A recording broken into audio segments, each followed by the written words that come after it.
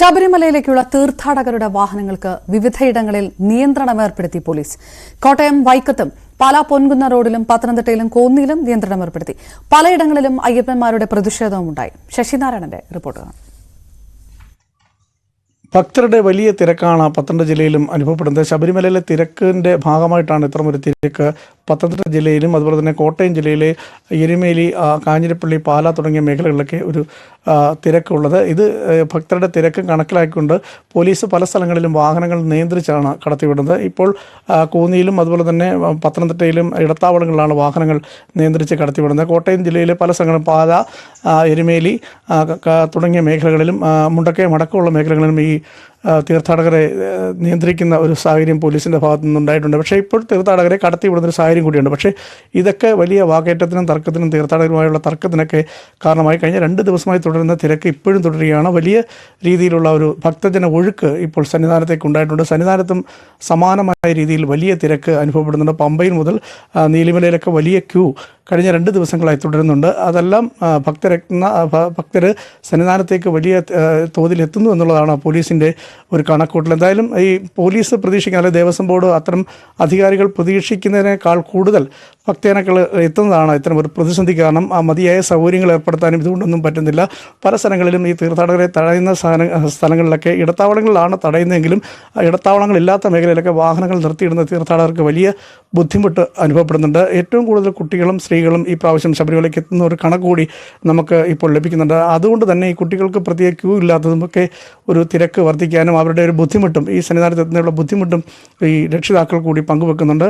നമ്മൾ പ്രതീക്ഷിക്കുന്ന കയ്യിൽ ഈ ദേവസ്വം ബോർഡ് ആളുകളും അതുപോലെ തന്നെ മറ്റ് വകുപ്പുകളൊക്കെ പ്രതീക്ഷിക്കുന്നതൊക്കെ കൂടുതൽ തീർത്ഥാടകർ ഒഴുകിയെത്തുന്നു എന്നുള്ളതാണ് ഈ ഒരു തിരക്കിന് കാരണം.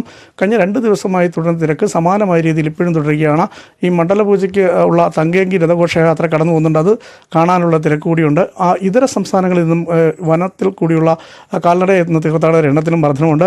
സമാനമായ രീതിയിൽ 1 ലക്ഷത്തിന് പുറത്ത് തീർത്ഥാടകർ 18-ാം പടി കയറുന്നു എന്നുള്ളതൊരു കണക്കുകൂടി നമുക്കിപ്പോൾ ലഭിക്കുന്നുണ്ട്. കാരണം അതൊക്കെ ഈ പോലീസിൻ്റെയും അല്ലെങ്കിൽ ദേവസ്വം ബോർഡിൻ്റെയും കണക്കുകൾ തെറ്റിച്ചുകൊണ്ട് തീർത്ഥാടകർ എത്തുന്നതാണ് പോലീസിനെ നിയന്ത്രിക്കാൻ കഴിയാത്ത. പോലീസ് പല സ്ഥലങ്ങളിലും ഈ തീർത്ഥാടകർ ഇത്തരത്തിൽ വാഹനങ്ങൾ തടയാൻ കാരണം ഒരു വലിയ തോതിൽ പമ്പയിലേക്ക് സന്നിധാനത്തേക്ക് ആളുകൾ എത്തിയാൽ ഒരു പക്ഷേ നിയന്ത്രിക്കാൻ കഴിയാതെ വന്നാൽ അത് വലിയ അപകടങ്ങൾക്ക് കാരണമാകും എന്നുള്ള കാര്യങ്ങൾ മുൻകൂട്ടിക്കൊണ്ടാണ് പോലീസ് പല സ്ഥലങ്ങളിലും ഇത്തരത്തിൽ തീർത്ഥാടകരുടെ വാഹനങ്ങൾ നിയന്ത്രിച്ച് വിടുന്നത്. തടഞ്ഞിടുന്നില്ല, വാഹനങ്ങൾ നിയന്ത്രിച്ചാണ് വിടുന്നത്.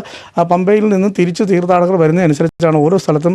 കോന്നിയിലാണെങ്കിൽ 10-11 വാഹനങ്ങളാകുമ്പോഴാണ് കടത്തിവിടുന്നത്. അങ്ങനെ നിയന്ത്രിച്ച് ഓരോ സ്ഥലങ്ങളിലും പാതയോരങ്ങളിലൊക്കെ വാഹനങ്ങൾ നിയന്ത്രിച്ചാണ് പോലീസ് കടത്തിവിടുന്നത്. ഇതാണ് ഒരു തീർത്ഥാടകരും പോലീസും തമ്മിലുള്ള ഒരു വാക്കേറ്റത്തിനും തർക്കങ്ങൾക്ക്. പൊൻകുന്നത്തൊക്കെ രാവിലെ അത്തരത്തിലുള്ള ഒരു സമാനമായ പാലായിലും പൊൻകുന്നത്തും മുണ്ടക്കയത്തുമൊക്കെ ഇത്തരം ഒരു തർക്കങ്ങൾ ഉണ്ടാകാനുള്ള കാരണം ഉണ്ടായിട്ടുണ്ട്. എന്തായാലും ശബരിമലയിൽ ഇനിയും മണ്ഡലപൂജ 27-നാണ് മണ്ഡലപൂജ. അതിനുശേഷം തീർത്ഥാടകരെ തിരക്ക് വർദ്ധിക്കാൻ സാധ്യതയുണ്ട്. മകരവിളക്കിന് വലിയ തോതിൽ തീർത്ഥാടകർ എത്താനുള്ള ഒരു സാഹചര്യം കൂടിയുണ്ട്. എന്തായാലും ഈ പരിമിതമായ സൗകര്യത്തിൽ കൂടുതൽ തീർത്ഥാടകർ എത്തുന്നു എന്നുള്ളതാണ് ഒരു പോലീസിനെ സംബന്ധിച്ച് നിയന്ത്രിക്കാൻ കഴിയാത്ത ഒരു സാഹചര്യമുള്ളത്. എന്തായാലും വരുന്ന ആളുകൾ 8, 10, 12 മണിക്കൂറുകൾ ക്യൂ നിന്നാണ് ദർശനം നടത്തുന്നത്. ഇതെല്ലാം ഈ പോലീസിൻ്റെയും അല്ലെ വിവിധ വകുപ്പുകളുടെ ഏകോപനങ്ങളൊക്കെ നടക്കുന്നുണ്ടെങ്കിലും അവർക്ക് പരിഹരിക്കാൻ കഴിയാത്ത തരത്തിലേക്ക് തീർത്ഥാടകർ ഒഴുകിയെത്തുന്നു എന്നുള്ളതാണ് ഇതെല്ലാം നമുക്ക് മനസ്സിലാക്കാൻ കഴിയുന്നത്. എന്തായാലും വരും ദിവസങ്ങളിലും ഇത്തരത്തിലുള്ള തിരക്ക് ഉണ്ടാകും. എന്തായാലും ഈ സന്നിധാനത്തും അതുപോലെ തന്നെ പമ്പയിലുമൊക്കെ തിരക്ക് സമാനമായ രീതിയിൽ തുടരുകയാണ്. വാഹനങ്ങൾ, പാർക്കിംഗ് സൗകര്യങ്ങൾ പരിമിതമാകുന്ന സാഹചര്യങ്ങളുണ്ട്.